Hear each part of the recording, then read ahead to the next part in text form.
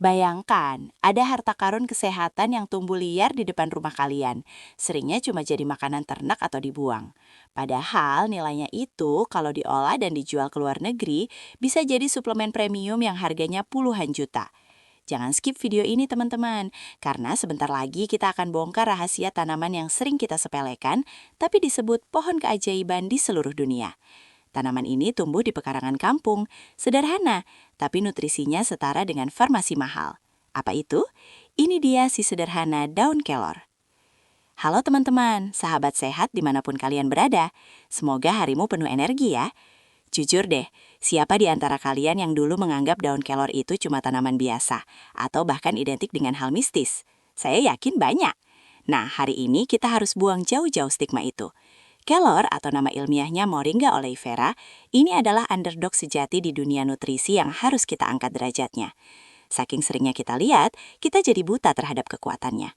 Di India dan Afrika, kelor sudah jadi penyelamat gizi dan memerangi kelaparan. Di Amerika dan Eropa, bubuknya dijual mahal sebagai suplemen premium. Kenapa yang gratis di Indonesia justru kita lupakan? Ini PR kita bersama. Mari kita telusuri kenapa daun kecil ini punya kekuatan sebesar itu dan apa saja kandungan gizi fantastisnya yang membuat para ahli nutrisi global geleng-geleng kepala. Kita harus sadar, sumber kesehatan terbaik kita mungkin hanya sejengkal dari dapur kita sendiri. Kita langsung masuk ke fakta yang bikin mata melotot. Kenapa kelor dijuluki superfood? Bukan cuma julukan kosong, teman-teman. Coba bandingkan ini.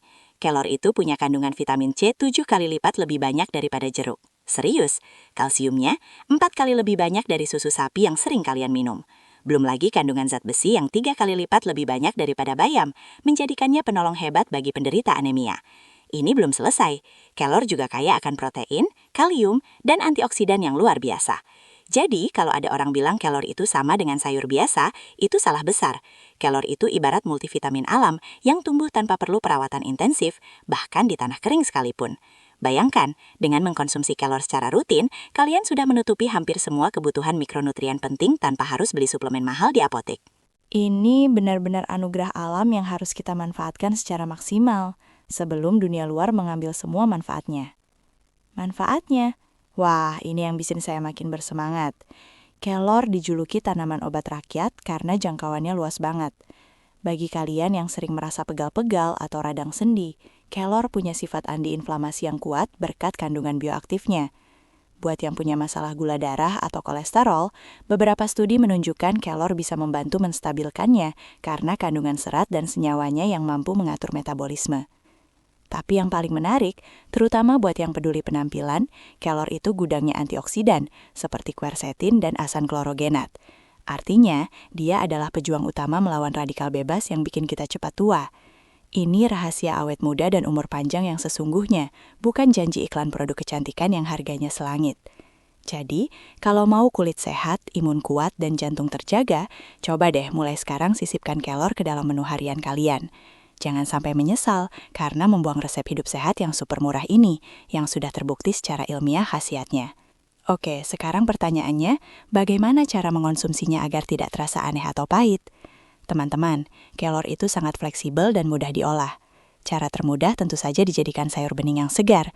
Tapi ingat ya, jangan dimasak terlalu lama, cukup sebentar saja agar nutrisinya tetap terjaga dan tidak rusak oleh panas berlebihan. Nah, kalau kalian tidak suka rasa daun segar, cara paling modern dan efektif adalah dikeringkan lalu dijadikan bubuk. Bubuk kelor ini bisa kalian campurkan ke dalam smoothie sarapan, jus buah, atau bahkan ditaburkan di atas nasi hangat layaknya bumbu penyedap sehat. Rasanya hampir tidak terdeteksi, tapi manfaat nutrisinya tetap maksimal. Ingat, kunci dari memanfaatkan kelor bukan hanya soal menanamnya, tapi konsistensi dalam mengonsumsinya. Jadikan dia bagian dari gaya hidup sehat kalian sebagai investasi jangka panjang. Mulai hari ini, mari kita bangga dengan superfood lokal kita yang harganya murah, tapi manfaatnya tak ternilai. Jadi teman-teman, mari kita ubah perspektif kita tentang daun kelor. Jangan lagi anggap dia sebagai sayur kampung yang rendah kelasnya. Di mata dunia, kelor adalah harta karun hijau, sebuah powerhouse nutrisi yang kita miliki secara melimpah di Indonesia. Kita harus bangga dan lebih rajin memanfaatkannya. Ini adalah kesempatan kita untuk membuktikan bahwa kesehatan prima tidak harus mahal.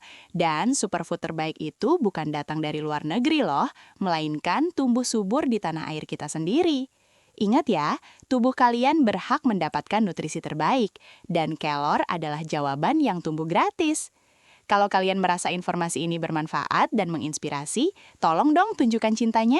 Jangan lupa like video ini, komen di bawah kalian mau bahas superfood lokal apa lagi. Dan yang paling penting, subscribe channel ini ya, biar kita makin semangat bagi-bagi rahasia hidup sehat yang anti mahal. Jangan lupa juga di-share ke teman-teman dan keluarga kalian. Sampai jumpa di video selanjutnya, tetap semangat dan salam sehat.